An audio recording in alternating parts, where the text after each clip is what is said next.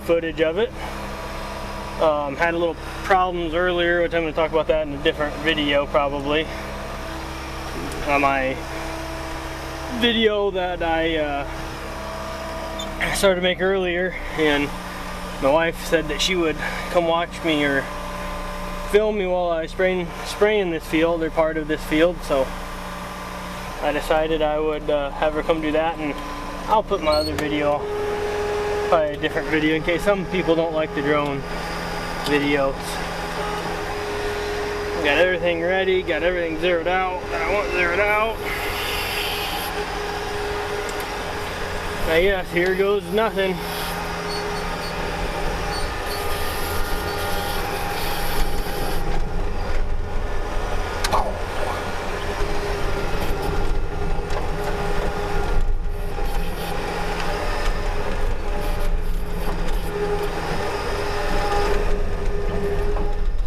Done the outside round on this field yet, so we'll go around the outside and then I'll start going back and forth, and I don't know how much exactly how long she's gonna stay and film, but we'll see. I think it'll be all right however much she films.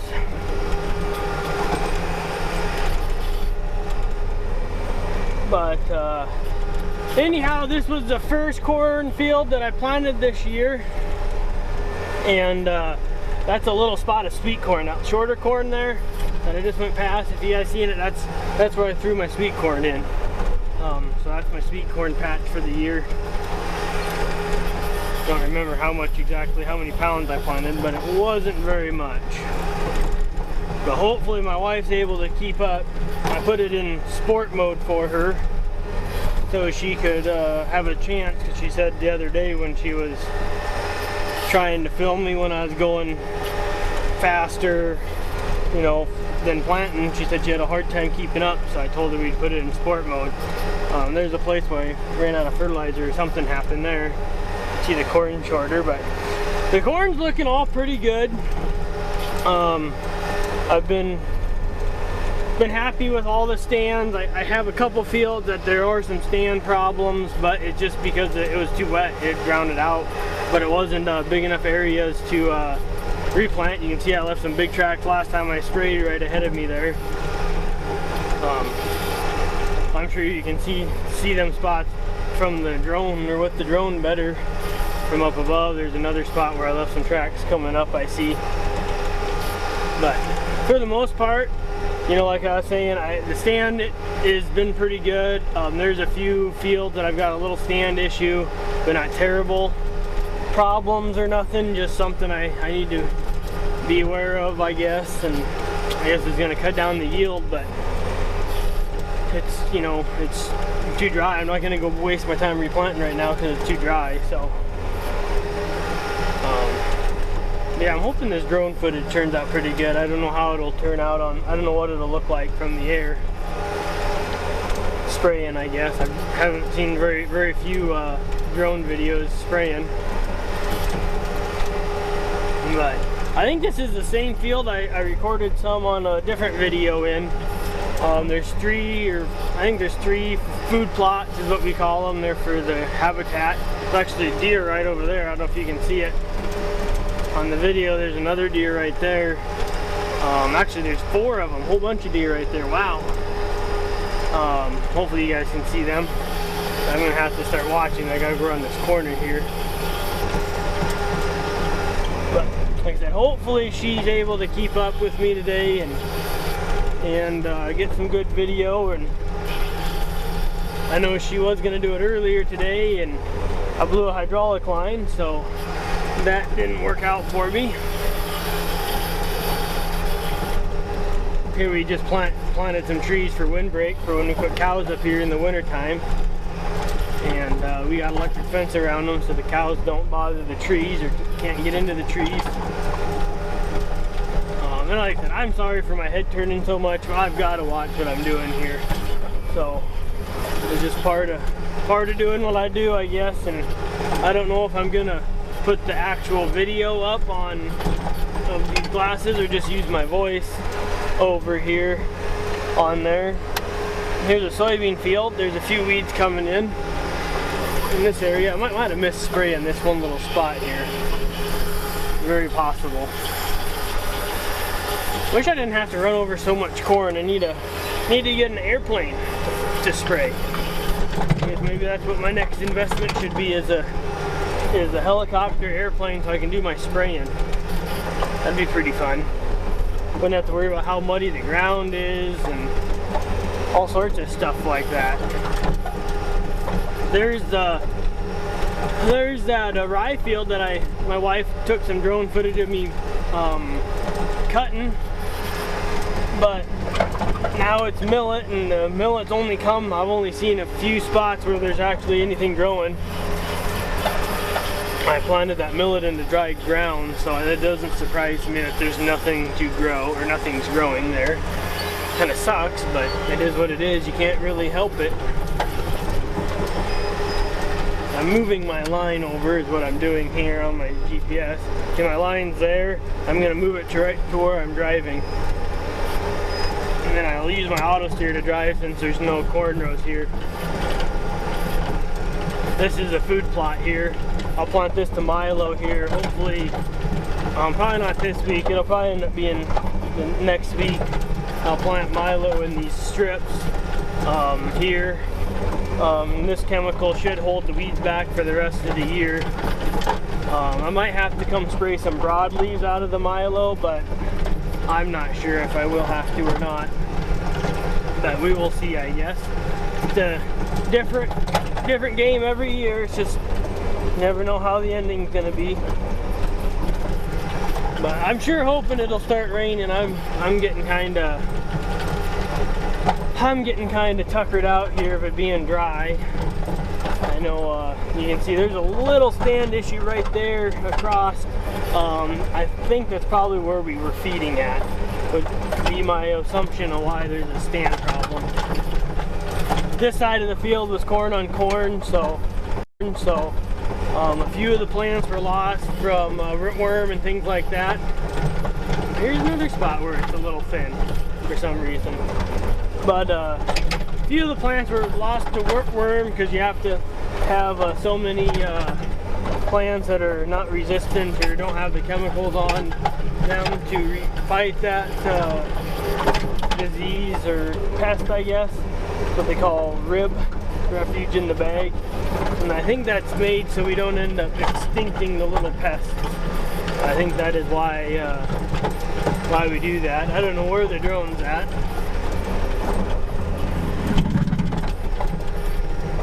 But I had some sprayer problems earlier. I'm not really sure what happened or what was going on. But I wasn't quite putting enough spray out, and I'm not sure why, but I just rinsed my system out good and it seems to be fixed now. Once I turn around, I'll have to drive because I don't use the auto steer in the corn, so I guess that's what we'll do. I just took the auto steer motor away from the steering wheel. Got to make sure there's no cars because sometimes I get a little close to going over the road.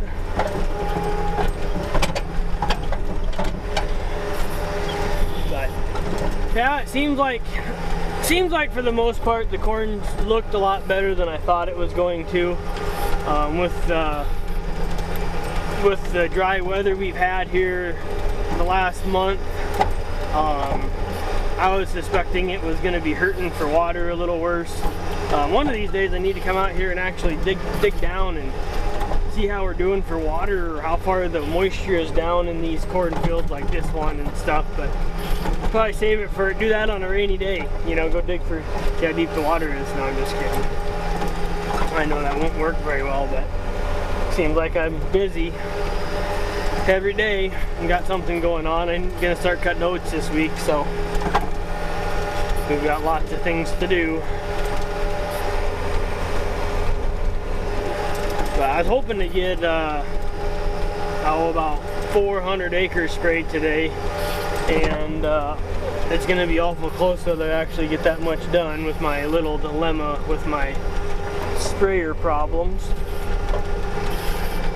And you know, it is what it is. This area down here, it was really wet for a long time. I actually left really big sprayer tracks over there, so that's why the stand was bad there. You can look maybe over there, and there's some stand down in that stand issue down in the creek. I'm not sure what was wrong with this hill, but that might be from just being too dry. I'm not sure, I guess. I'll have to do some more investigating one of these days.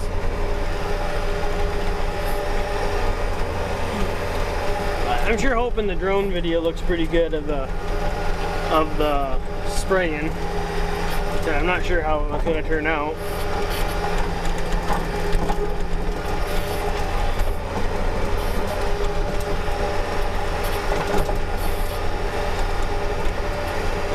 Hopefully we're recording.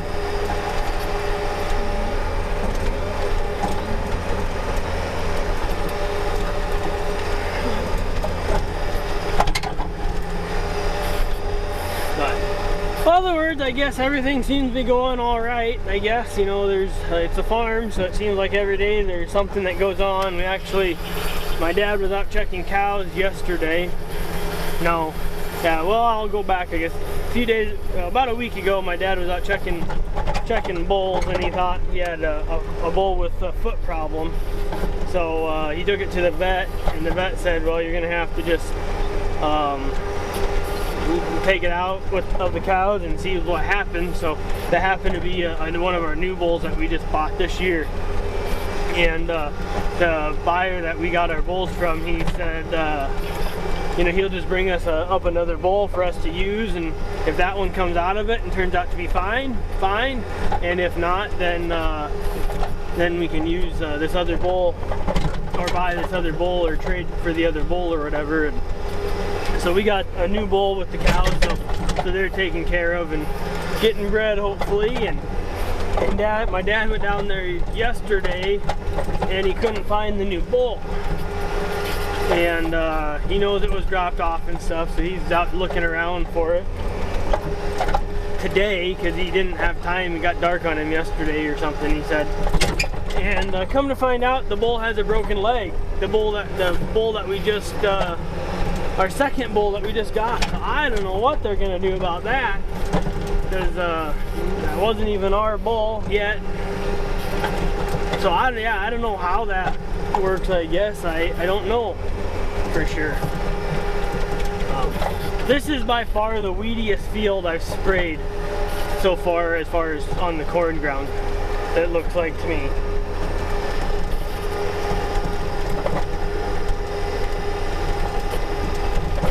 Seems that way anyhow. There's more weeds in this field than the rest of them. But back to the bull deal, it seems like, man, having animals sometimes is tough. Having, you know, death and broken bones and stuff. I've got a Hamel, or a pasture up by Hamel, which is way north of us. And someday I'm going to take you guys up there, and we're going to go check cows up there. I think that'll be pretty cool. It'll be a little change of scenery compared to what you guys are used to seeing on my channel. It's a little bit rougher country, and there's not a whole lot of crop ground up there. It's pretty much just pasture, and where I'm at anyhow, it's just rough. Not quite mountainous, but I wouldn't be able to spray or drive a tractor down most of it.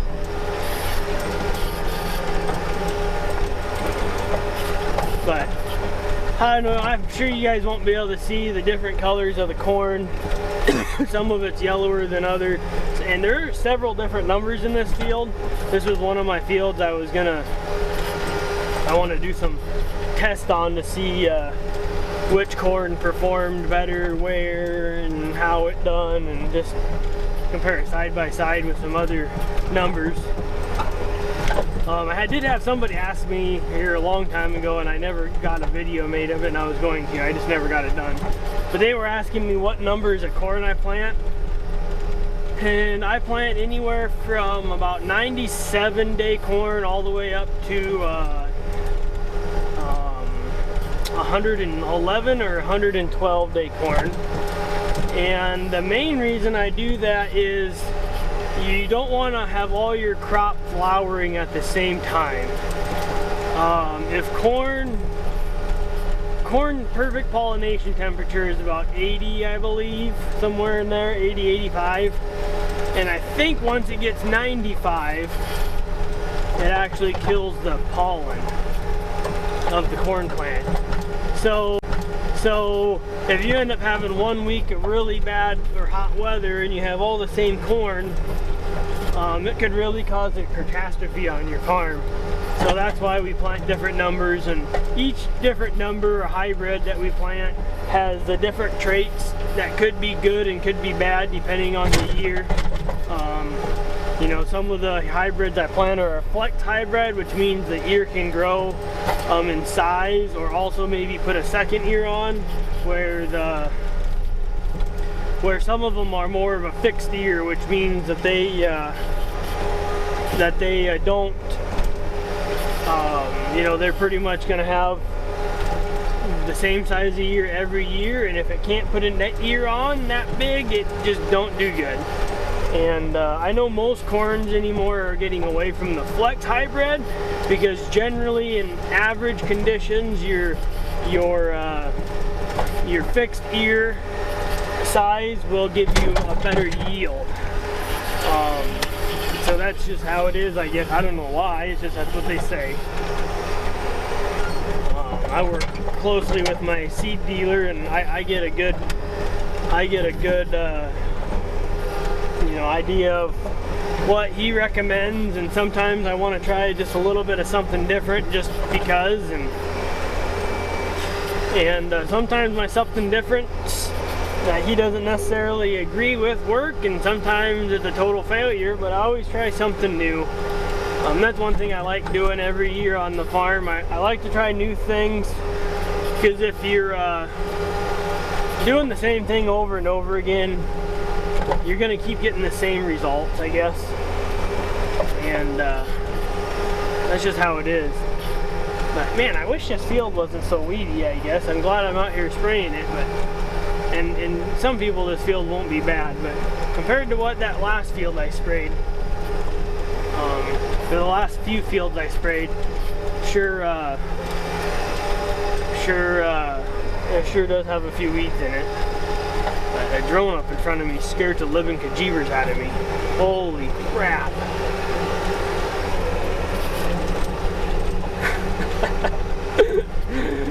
Oh boy, you better start backing up, babe. We're gonna run you over. She's probably about 30 or 40 feet ahead of me now. She's gotten a little further away. That's pretty sweet that she's right there. Wow. I don't know. You guys will have to let me know what you think of this drone videos, if they're worth putting on or not. Or, you know, if you want them shorter or longer, or if you want more of them or less of them or whatever. If you look over, you can see some yellow corn. I forgot to turn my fertilizer on. I ran out right there, or something happened. Or my pump, I think, oh, my pump was giving me fits. I don't know where she went now. I should have been watching where she went, I guess. Now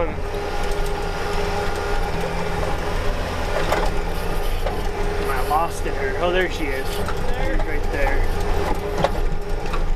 I think she enjoys filming me, and I know she enjoys your comments. She actually watches, well, don't watch my channel, but she follows the drone videos on my channel, and she reads all the comments. I know she doesn't comment back, but she does read all the comments, and she appreciates all the kind comments that you guys have been leaving on the videos that that she's been flying the drone. I know it makes her feel good, and you know, I'm glad that something actually, Owen, my boy, is over there. He's helping her fly it too, probably a little bit today. And it's something that I think is fun to get the kids out of the house that they can do, and they get to watch me work that way. And I don't let them be in the sprayer with me when I'm spraying. I just feel that it's not. I don't want them to be around the chemicals, I guess, any more than they have to be. But you can sure see that corn over there sure looks good. I don't know how that sun will be, you know, for glare wise, and I'm looking into it, but man, that corn looks good over there. corn looks good over there too, but not near as good as this. I think over to the right of me here, there's I think that's corn on corn ground, so, or corn on soybean ground. And then right here is where it's corn on corn. But so it's going to be a little bit slower and not quite as good on the corn on corn. It needs a little more fertilizer for the corn on corn. And I have yet to decide for sure if I'm going to put more fertilizer on. I should, but it's a lot of money when you're talking you're going to go out there and spend $20, $25 an acre, and it's a lot of money. Especially not knowing if you're going to get that money back or not. If I was in heavier dirt, it wouldn't bother me quite as much putting it on. I think it would retain it, but I'm in fairly sandy ground, so if we were in sandy ground, I'm a little bit afraid that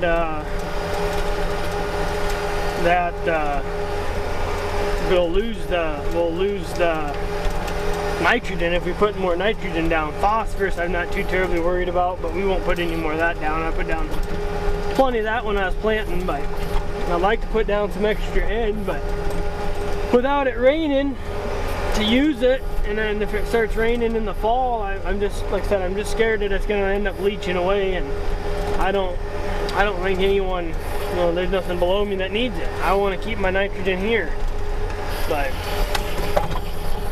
we'll see what ends up happening. I'm sure I'll do some. I just don't know if I'll do all of the fields or not.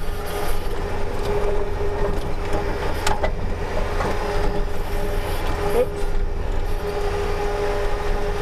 And the reason I'm not following the same tracks that I done the first time I sprayed, you know, because you can see my other tracks are right over there.